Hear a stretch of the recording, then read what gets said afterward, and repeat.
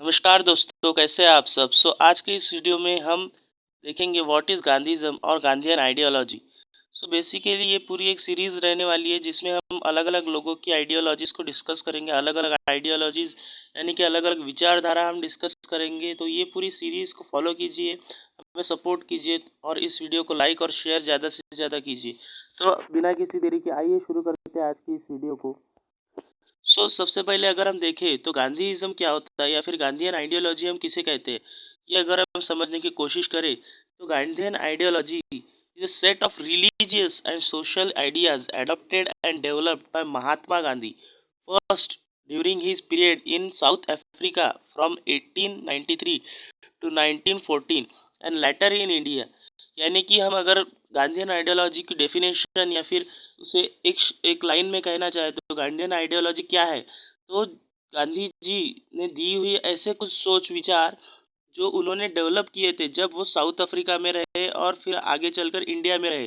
तो इन इस पीरियड के दौरान जो उन्होंने अपने विचार लोगों के सामने प्रस्तुत किए या फिर खुद के अंदर ऑब्जर्वेशंस के थ्रू या फिर उनकी उन्होंने जो किताबें पढ़ी होगी या फिर जो उन्होंने अपने जो एक्सपीरियंसेस उन्होंने गेन किए उसकी वजह से जो उनके विचार फॉर्म हुए या फिर विचार जो उनके तैयार हुए वो जब उन्होंने लोगों के सामने रखे तो उन्हीं सारी विचारों को हमने गांधीयन आइडियोलॉजी या फिर गांधीयन फिलोसफी ऐसा नाम दिया है। Gandhian philosophy is not only simultaneously political, moral, and religious, it is also traditional and modern, simple and complex। यानी कि कहने का मतलब यह है कि सिर्फ ये पॉलिटिकल या मॉरल या रिलीजियस इन चीज़ों तक ही सीमित नहीं है। ये ट्रेडिशनल यानी पुरानी चीज़ें और नई चीज़ों का एक मिक्सचर है या फिर सिंपल मतलब जो चीज़ें हमें आसान लगती है ऐसी चीज़ें, लेकिन कुछ कुछ चीज़ें ऐसी रहती है कि जो आसान तो लगती है लेकिन करने में जब प्रैक्टिकली हम जाए तो वो बहुत ही मुश्किल लगती है। तो ऐसी सारी चीज़ों का मेल गांधीयन फिलॉसफी में हमें झलकता है। So it embodies numerous Western influence to which Gandhiji was exposed, but is rooted in ancient Indian culture, harnessing universal moral and religious principles। तो हमें इसमें थोड़ा बहुत वेस्टर्न इन्फ्लुएंस भी देखने को मिलता है, लेकिन थोड़ा बहुत वेस्टर्न इन्फ्लुएंस के साथ ही हमें जो ये जो विचारधारा गांधी जी की दिखती है इसमें इंडियन इन्फ्लुएंस ज़्यादातर दिखाई देता है वेस्टर्न इन्फ्लुएंस के कंपैरिजन में। ये सिर्फ ये दोनों चीज़ों का मेल हम कह सकते हैं। वेस्टर्न आइडियाज़ जो जो वेस्टर्न आइडियाज़ उन्हें अच्छी लगी और जो इंडियन आइडियाज़ जो उन्होंने बचपन से सीखी थी वो सारी चीज़ों का मेल गांधीयन फिलोसफी में हमें दिखता है। The philosophy exist on several planes, spiritual और religious, moral, political, economic, social, individual and collective. तो ये जो फिलोसफी है ये स्पिरिचुअलिटी के बारे में बात करती है, रिलीजियस और मॉरल प्रिंसिपल्स के बारे में बात करती है, पॉलिटिकल एंड इकोनॉमिक आइडियाज़ के बारे में बात करती है, सोशल, इंडिविजुअल एंड कलेक्टिव यानी लोगों के बारे में एक व्यक्ति के बारे में या फिर ग्रुप ऑफ लोगों के बारे में भी ये चीज़ें बात करती है। द स्पिरिचुअल और religious element and God are at its core, यानी इस इन सारी चीज़ों के जो कोर यानी जो इन गांधीयन फिलोसॉफी का जो बेस है ये भगवान या फिर रिलीजियस आइडियाज़ और स्पिरिचुअल आइडियाज़ है। उसके बाद में human nature is regard as fundamental virtues. अगर बेस के ऊपर अगर हम इसके आए तो इसके ये जो गांधीयन फिलोसफी है ये हमें मानवता सिखाती है। और आखिर में all individual are believe to be capable of high moral development and of reforms. तो सभी को समान अधिकार देने की ये आइडियोलॉजी बात करती है। आगे अगर हम समझे तो Gandhian ideology emphasis not on idealism but on practical idealism. तो कहने का मतलब ये है कि गांधीयन आइडियोलॉजी ऐसी है कि जो हम आइडियोलॉजी यानी जो उनकी विचारधारा है ये सिर्फ हम आइडियल यानी मतलब सोच के जो हमने सोचा और हम कहते हैं कि ये कोई पर्सन बहुत ही एक आइडियल पर्सन है, यानी कि मतलब ऐसा पर्सन होना बहुत ही मुश्किल से होता है जैसे कि स्वामी विवेकानंद, ऐसा आज की दुनिया में पॉसिबल नहीं है। लेकिन गांधीयन आइडियोलॉजी जो ऐसी है कि आइडियल भी है लेकिन उसे हम प्रैक्टिकल लाइफ में फॉलो भी कर सकते हैं। Gandhian philosophy is double edge weapon यानी दो धारी तलवार के जैसी गांधीयन फिलोसॉफी है। It objective is to transform the individual and society simultaneously in accordance with the principle of truth and non-violence। तो एक तरफ गांधीयन आइडियोलॉजी ये बात करती है कि इंडिविजुअल और सोसाइटी दोनों का विकास हो, और दूसरी तरफ हम देखते हैं कि वो विकास किस चीज़ों की वजह से हो, तो ट्रुथ और नॉन वायलेंस के रास्ते पर अगर हम चलेंगे तभी वो विकास हो पाएगा। तो इसीलिए इसे दो धारी तलवार के जैसा कंसिडर किया गया है।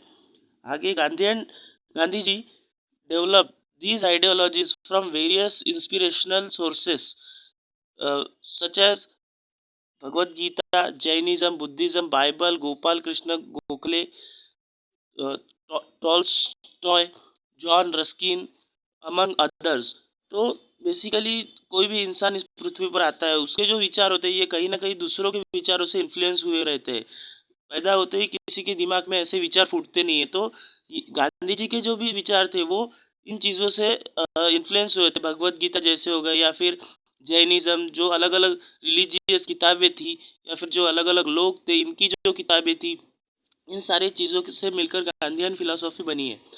Tolstoy's book the kingdom of God is within you had a deepen influence of on Mahatma Gandhi. तो महात्मा गांधी के ऊपर बहुत बड़ा इम्पैक्ट जो रहा है वो टॉल्स्टॉय की जो बुक है kingdom of God is within you, यानी भगवान आपके ही अंदर है, इस किताब से बहुत ज़्यादा गांधी जी इंस्पायर हुए हैं, और अपने डे टू डे लाइफ में उन्होंने इसे इम्प्लीमेंट भी किया है। Gandhi ji paraphrased Ruskin's book up unto this last as सर्वोदया, यानी सर्वोदय हम आगे देखेंगे क्या होता है, लेकिन गांधी जी ने जो एक रस्किन की जो बुक है unto the unto this last, तो उसे सर्वोदया ऐसे एक अपनी एक टर्म को अपनी एक भाषा में उसे बताने के लोगों के सामने प्रस्तुत किया है। These ideas have been further developed by later Gandhians, most notably in India by Vinoba Bhave and Jayaprakash Narayan, and outside India by Martin Luther King। तो गांधीयंस बेसिकली नई टर्म हमें देखने को मिल रही है। गांधीयंस यानी कि जो लोग, ऐसे लोग जो गांधीयन फिलोसॉफी या गांधीयन आइडियोलॉजी या गांधीज्म के ऊपर चलने की कोशिश करते हैं, या फिर सक्सेसफुली चले भी है, और कहीं ना कहीं लोगों को दिखाया है कि हम इसे प्रैक्टिकल लाइफ में भी अप्लाई कर सकते हैं। तो इसमें बहुत ज़्यादा काम विनोबा भावे का हमें दिखता है, जयप्रकाश नारायण का दिखता है। और अगर हम इंडिया के बाहर की भी बात करें तो मार्टिन लूथर किंग जैसे जूनियर, ऐसे लोग भी हमें दिखते हैं जो गांधीयन फिलोसॉफी के ऊपर काम करते थे, या फिर उसे माना करते थे, और आगे चलकर उसे फॉलो करके लोगों को प्रैक्टिकलिटी में हम लाइफ में उसे कैसे अप्लाई कर सकते ये भी सिखाया करते थे। और अगर हम देखें तो Gandhian ideologies, major Gandhian ideologies कौन सी रही है, बेसिकली गांधीयन आइडियोलॉजी जो है किसी एक आइडियोलॉजी या फिर एक विचार को नहीं कह सकते। गांधीयन आइडियोलॉजी के कुछ पिलर्स है, वो सारे पिलर्स अगर हम मिला दे तो टोटली फिर गांधीयन आइडियोलॉजी हम कह सकते हैं कि इन सारी चीज़ों से मिलकर गांधीयन आइडियोलॉजी बनी है। तो वही सारी चीज़ें हम आगे देखेंगे। सबसे पहले अगर हम बात करें तो गांधी जी बात करते हैं ट्रुथ एंड नॉन वायलेंस, यानी सत्य और अहिंसा के ऊपर। They are the twins cardinal principles of Gandhi ji thought, यानी कि गांधी जी जो सोचते थे उनके विचारों में ये दो चीज़ें तो सबसे पहले रहती थी। For Gandhi ji truth is the relative truth of truthfulness in word and deed, and the absolute truth the ultimate reality. तो गांधी जी के हिसाब से ट्रुथ यानी कि सिर्फ शब्दों में ही सच बोलना नहीं, मतलब सच बोलना ही ट्रुथ नहीं था, बल्कि जो भी हम काम कर रहे हैं उसमें भी हमारी सच्चाई झलकनी चाहिए, ऐसा गांधी जी का कहना था। अल्टीमेट ट्रुथ या फिर अल्टीमेट रियलिटी, जो सच्चाई है गांधी जी के हिसाब से वो क्या थी, तो the ultimate truth is God, as God is also truth, and morality the moral laws and codes its basis. तो गांधी जी के हिसाब से जो अल्टीमेट ट्रुथ है ये भगवान है, यानी कि गॉड है। तो जब हम भगवान ने बताए हुए रास्ते के ऊपर चलेंगे तो ही अ, हमारी डीड्स के द्वारा लोगों को, यानी हमारे कर्मों के द्वारा लोगों को बता पाएंगे कि हम सच्चाई की राह पर चल रहे हैं। उसके बाद दूसरी चीज़, जो दूसरा पॉइंट इसमें आता है वो है non violence, far from meaning mere peacefulness और the absence of overt violence. अगर हम नॉन वायलेंस इस शब्द की बात करें तो ये शब्द हमें सिर्फ इतना बताता है, पीसफुलनेस यानी शांति, और जो हिंसा से दूर हो ऐसी चीज़। लेकिन गांधी जी के हिसाब से ये एक थोड़ा सा डिफरेंट चीज़ थी। Non violence is understood by Gandhi ji to denote active love, यानी सिर्फ शांति प्रस्तावित करना ही गांधी जी का एक उद्देश्य नहीं था। गांधी जी कहते थे कि शांति तभी आएगी जब हम सोसाइटी में प्यार को बढ़ाएंगे।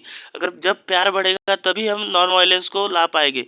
तो सिर्फ नॉन वायलेंस यानी पीसफुलनेस नहीं होता गांधी जी के हिसाब से। जब हम लव यानी प्यार, सच्चाई, ये सब हम जब प्रिंसिपल्स सोशली लागू करेंगे तभी हम नॉन वायलेंस को अचीव कर पाएंगे। The pole opposite of non sorry the pole opposite of violence in every sense, non-violence or love is regarded as the highest law of humankind।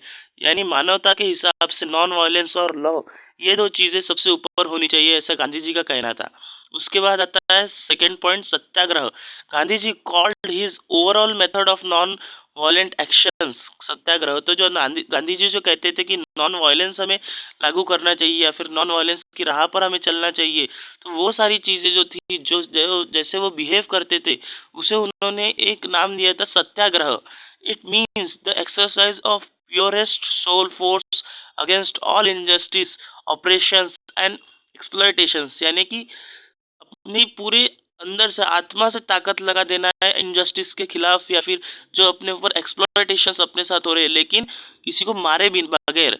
It is a method of securing rights bye personal suffering and not inflicting injury on others. यानी फिर गांधी जी ये कहना चाहते थे कि खुद खुद दूसरों को तकलीफ देने की बजाय अगर हम खुद को ही तकलीफ देने का मतलब है, जैसे वो सत्याग्रह पर बैठे तो खाना नहीं खाते थे, इस वजह से वो खुद खुद को तकलीफ देकर जो लोगों के जो राइट्स है ये सिक्योर करने की बात करते थे, दूसरों को हार्म न करते हुए। The origin of satyagraha can be founded in Upanishad. Upanishad एक ग्रंथ है जो सत्याग्रह, उसमें हमें दिखाई पड़ता है जो ओरिजिन यानी कि सत्याग्रह की सबसे पहले जो बात हुई थी वो उपनिषद के अंदर हुई थी। And in the teaching of Buddha, Mahavira and number of other great including Tolstoy and Ruskin. तो ये जो सारे लोग थे, बुद्धा, महावीर और टॉल्स्टॉय वगैरह, इनकी बातों में भी हमें सत्याग्रह की चीजें झलकती है।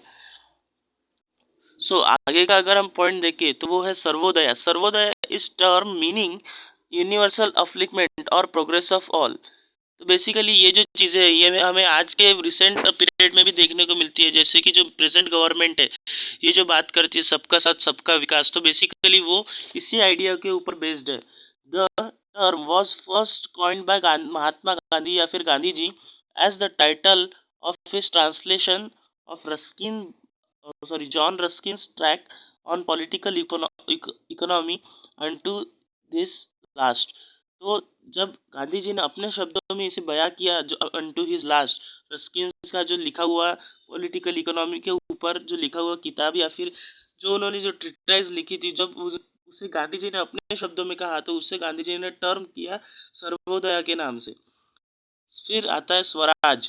Although the word Swaraj means self rule, यानी कि स्वराज अगर हम शब्द की तरह उसे देखें तो स्वराज का मतलब होता है सेल्फ रूल यानी खुद की शासन।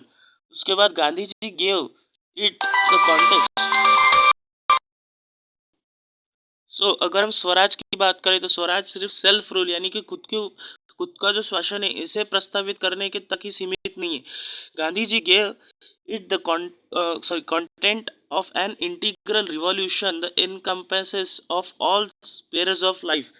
तो गांधी जी ने स्वराज का एक अपने तरीके से मीनिंग ऐसा बताया है कि सिर्फ अपना रूल शासन यानी अपना शासन लागू करना यहाँ तक ही सीमित नहीं कहा है। गांधी जी ने ये भी कहा है कि खुद के ऊपर भी शासन करो, यानी कि खुद के इंद्रियों पर यानी खुद के मन पर या खुद के ऑर्गन्स के ऊपर जब हम शासन करने लगे या फिर रूल करने लगे तो उसे हम स्वराज कह सकते हैं। For Gandhi ji swaraj of people mean the sum total of swaraj self rule of individual and so he clarified that for him swaraj mean the freedom for the meanest of his countryman. यानी गांधी जी के हिसाब से अगर हम देखें तो स्वराज एक ऐसी आइडियोलॉजी है या फिर ऐसी चीज़ है जो सिर्फ फ्रीडम के बारे में बात ना करता हो लेकिन लोगों की सोच, इसमें भी हमें फ्रीडम दिखती हो, लोगों के विचारों में या फिर लोगों के कर्मों में भी हमें फ्रीडम दिखती हो या फिर आज़ादी झलकती हो।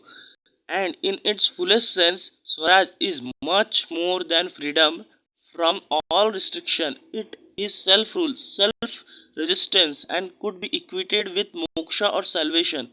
तो गांधी जी सिर्फ सोसाइटल लेवल पे या फिर लोगों की इस मानव जीवन की लेवल पे स्वराज की बात नहीं करते थे. वो ये भी कहते थे कि जब हम सोल यानी कि आत्मा से हम आत्मा की नज़रिए से जब हम इसे देखें तो स्वराज हमें मोक्ष की राह पर चलने का रास्ता दिखाता है. उसके बाद जो आगे की प्रिंसिपल है जो हमें गांधी जी बताते हैं वो है trusteeship. Trusteeship is a socio economic polity sorry philosophy that was profounded by Gandhi ji. तो ये ट्रस्टीशिप की जो फिलोसॉफी है गांधी जी ने हमें दी थी. It provides a mean by which the wealthy people would be the trustee of trusts that looked after the welfare of people in general.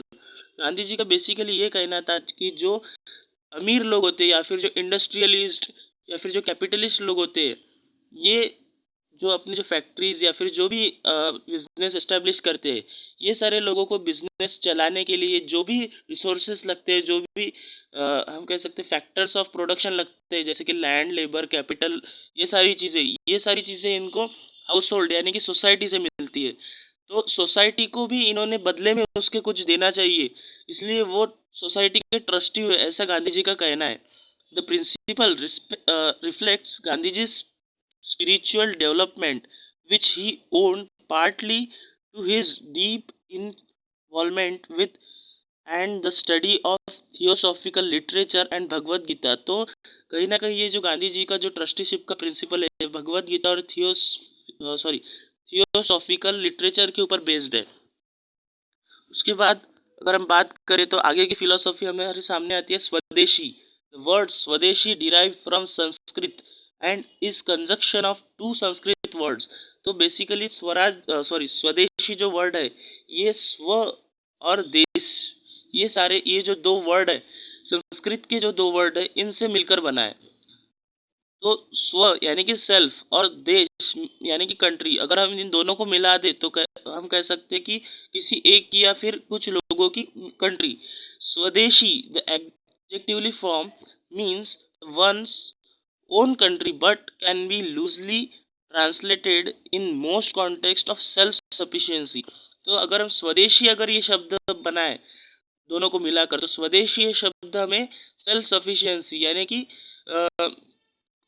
आत्मनिर्भरता की बात बताता है. तो प्रेजेंटली हमें ये स्वदेशी आइडियोलॉजी देखने को मिलती है मेड इन इंडिया ऐसे लोकल से वोकल ये इन चीज़ों में.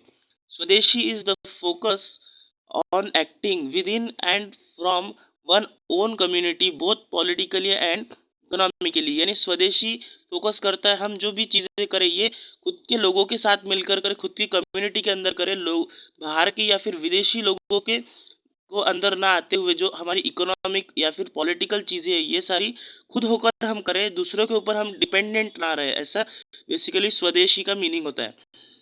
It is the interdependence of communities and self sufficiency. तो जो कम्युनिटीज़ जो हमारे देश में जो रह रही है अगर इनके बीच में अगर व्यापार को हम बढ़ावा दे तो आत्मनिर्भरता अपने आप आएगी ऐसा गांधी जी का कहना था.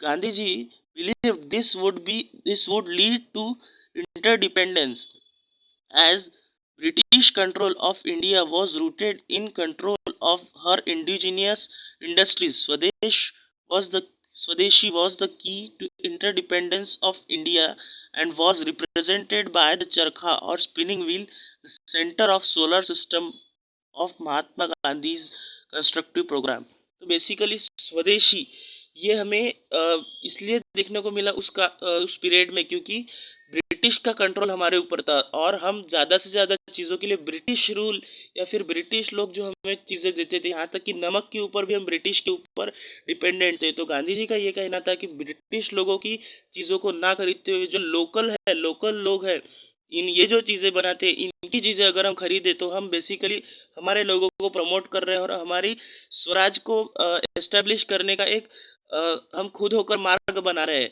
तो ऐसा गांधी जी का कहना था जो कि गांधी जी अपने चरखे के द्वारा रिप्रेजेंट करने की कोशिश करते थे. इस तरह से 5-6 पिलर के ऊपर गांधी जी की फिलॉसफी बेस्ड है. और जो कि हम आज के प्रेजेंट कॉन्टेक्स्ट में या फिर रिलेट कर सकते हैं। जैसे कि स्वदेशी ये फिलॉसफी हो गई। स्वदेशी जो फिलॉसफी है ये आज के प्रेजेंट गवर्नमेंट भी ये फिलॉसफी को मान रही है। जैसे कि लोकल से वोकल ऐसे जो प्रोग्राम्स चले जा रहे हैं, मेड इन इंडिया, आत्मनिर्भर भारत, ऐसे जो चीज़ें, ये जो टर्म्स आई है ये कहाँ से आई है? तो ये स्वदेशी इस आइडियोलॉजी से आई है। उसके बाद अगर हम देखें सर्वोदय, सबका साथ सबका विकास, तो ये सारी आइडियोलॉजीज जो है ट्रस्टीशिप, या फिर जो हम बात करते हैं कॉर्पोरेट सोशल रिस्पॉन्सिबिलिटी के बारे में, तो आज के प्रेजेंट कॉन्टेक्स्ट में भी गांधी जी की आइडियोलॉजीज हमारे को हम देख सकते हैं कि लागू होती है। सो यहाँ पर हमारी ख़त्म होती है गांधीयन आइडियोलॉजी। अगले वीडियो में हम अगली किसी और आइडियोलॉजी के बारे में बात करेंगे। तब तक के लिए थैंक यू इस वीडियो को देखने के लिए। अगर आपको ये वीडियो पसंद आया है तो इसे लाइक कीजिए, शेयर कीजिए और हमारे चैनल को भी सब्सक्राइब कीजिए। Thank you so much.